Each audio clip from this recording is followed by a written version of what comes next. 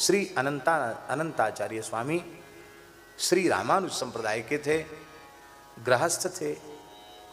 वो वेंकटाद्रि पर भगवान श्रीनिवास बालाजी का दर्शन करने गए तो उनको लगा कि यहाँ तो पहाड़ है और गर्मी में बहुत भगवान को पीड़ा होती होगी, एक भगवान के लिए पुष्करणी हो जाए तो भगवान जल विहार करेंगे, कितना सुख मिलेगा भगवान को।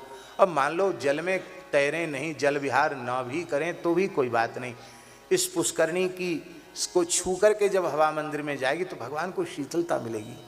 इस भाव से उन्होंने निश्चय कर लिया कि हमको पुष्करणी बनाना है और भगवान के लिए वो पुष्करणी तैयार कर खोदने लगे।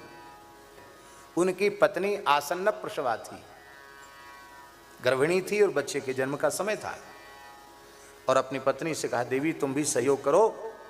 तो वो खोद करके टोकरी में मिट्टी भरते और पत्नी को दे देते, पत्नी लेके चलती आगे, खाली करके चली आती।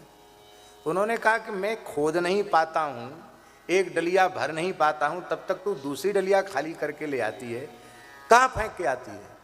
उसने कहा स्वामी मैं तो 2 पग ही चल पाती हूँ, तब तक एक सांवला सलोना चतुर्भुज बालक आता है और मेरी डलिया हाथ से छीन करके भाग जाता है और दूर फेंक कर आता है। अरे ये कौन है सेवा छीनने वाला?